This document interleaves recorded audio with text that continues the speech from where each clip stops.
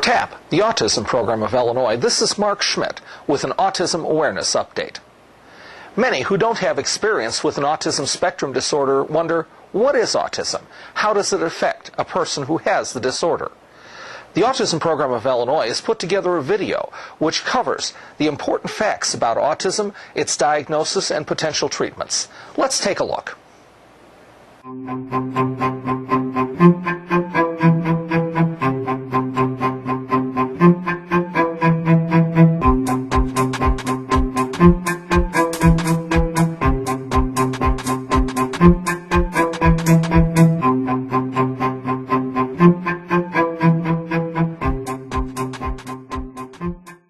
The widely accepted symbol of autism is a puzzle piece.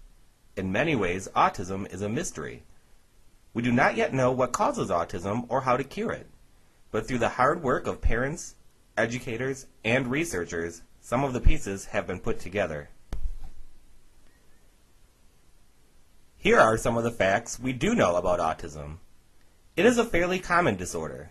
The rate of autism is now at 1 in 100 people, and this number is fairly consistent around the world. In the United States, there are over 1.5 million people with autism. Autism also affects more boys than girls. About 4 times as many boys have autism as compared to girls. Although autism is a very complex disorder, we do know several things. First, autism is a developmental disability. This means that autism is present and usually diagnosed in the early years of life, before age 3. Second, autism is a neurological disorder. Scientific studies have shown that the brains of people with autism look and function differently than the brains of typically developing individuals. Many years ago, people thought that being an emotionally detached parent could cause autism. We now know this is not true, and that the causes of autism are linked to disorder in the brain. Third, autism is a spectrum disorder. There are some characteristics that all people with autism share, but how severely these characteristics affect their life can vary widely. You may hear autism referred to as ASD, or autism spectrum disorder. Let's take a look at the core deficits of autism and then at the spectrum of characteristics.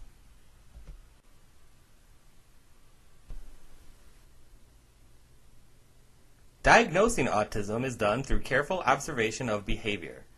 There are no brain tests or medical tests to diagnose autism. When autism is suspected, skilled professionals look at how individuals respond to certain activities and situations. All people that are diagnosed with autism have difficulties in 3 areas. We call these the core deficits of autism. One area of deficit is social interaction.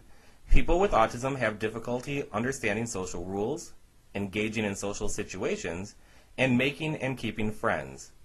The second deficit area for people with autism is communication. Both receptive and expressive communication are impaired. Receptive communication is understanding language that is shared with you, and expressive language is producing language to share with someone else. The third area of difficulty is behavior. People with autism may have behaviors that are very inflexible, meaning they do not like changes. They may also have narrow interests, specific topics that they enjoy thinking or talking about. If a person has difficulties in these 3 areas, it can lead to a diagnosis of autism.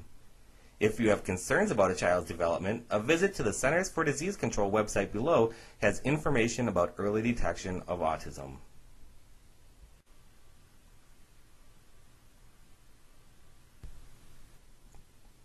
Because autism is a spectrum disorder, no 2 people with autism are alike.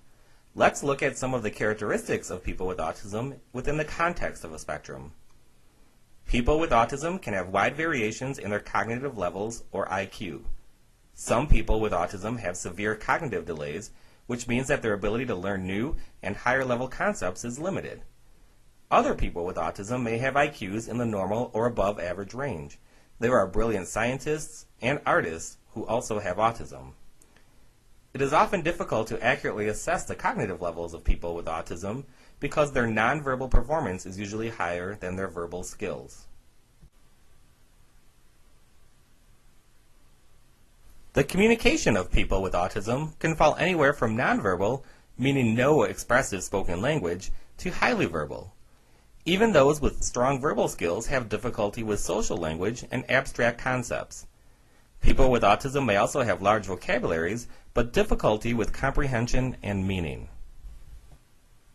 Individuals with autism with no form of spoken communication or impaired verbal skills need other tools in order to communicate.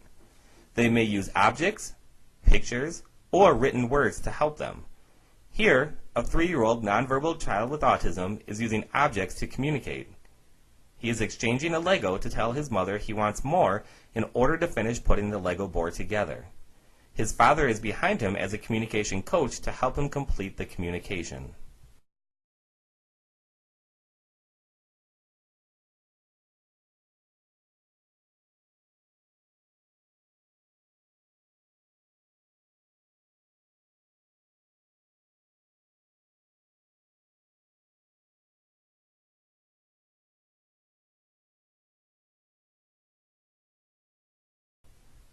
Some people with autism may also use pictures or written words to communicate.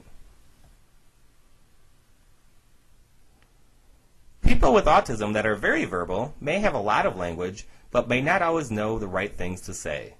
They may say things that are inappropriate or hurtful, but not mean them. They may also talk a lot, but not give other people opportunities to talk. And they may not always have meaning behind what they are saying. Take the example of a young man with autism who is 12 years old and has memorized all the safety rules to ride his bike around the block by himself. When someone asked him what the safety rules are, he said, "Never talk to strangers." A therapist brought him over to the window and there was a woman waiting for a bus. The therapist asked, "Is that a stranger?" The young man with autism responded, "No." Then the therapist asked if a man walking down the street was a stranger. The young man again responded, "No." He knew the rule, but did not understand the meaning of the word stranger. Socially, people with autism have challenges interacting with other people. Some people with autism prefer to be alone and are said to be aloof.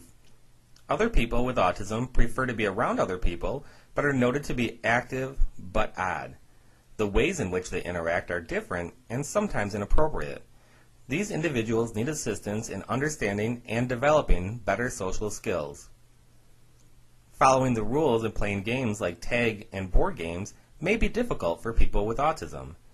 Individualizing activities and adding more structure are often useful strategies to help with social interactions. Here, a young girl with autism is learning to take turns by playing a game that was created just for her. She and her sister are taking turns passing a basket back and forth. On a turn, they take a card, match it to a pocket, and then pass the basket to the other player. The instructions of the game are clear, and the end of the game is apparent. When all the cards are matched, the game is over. As you can see, the adaptations and structure of the game help the young girl with autism to play successfully. These strategies are usually helpful in teaching people with autism social skills.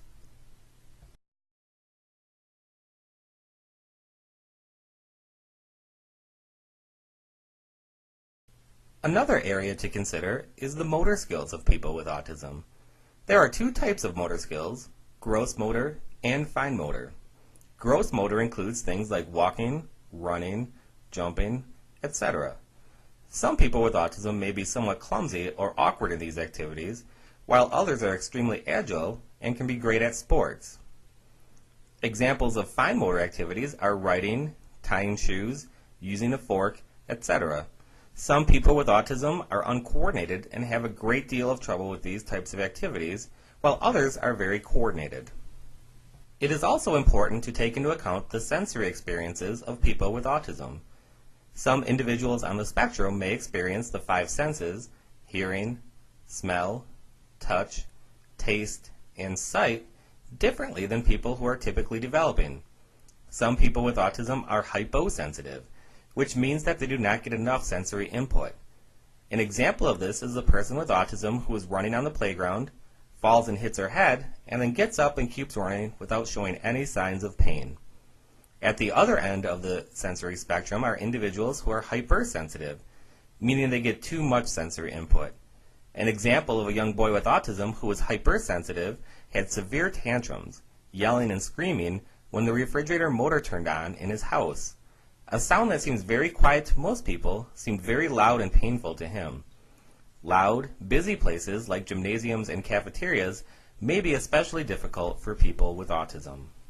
The final area to consider is behavior. Figuring out the behavior of people with autism can often be challenging. Some people with autism are extremely rigid in their behavior.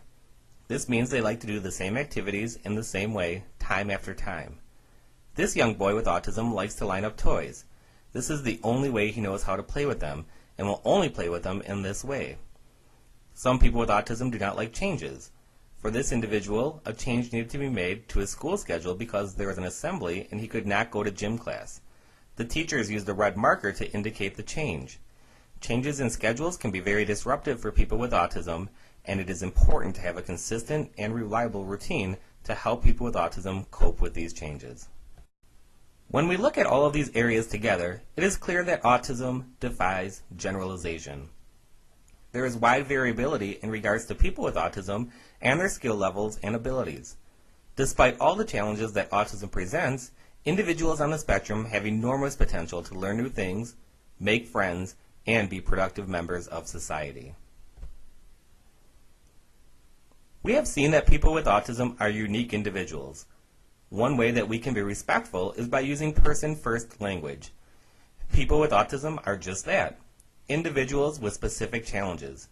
We refer to them as individuals with autism or individuals with ASD, not as autistic. Autism is just a part of who they are. It does not define them wholly. People with autism are wonderful individuals that can be tremendously successful when they are given support and friendship. The Autism Program is a great resource in Illinois for information and services. Please visit our website at www.theautismprogram.org and feel free to contact us with any questions or feedback. On behalf of the Autism Program of Illinois, thank you for taking the time to learn more about autism. We sincerely believe that more understanding and support of autism will make the world a better place for everyone.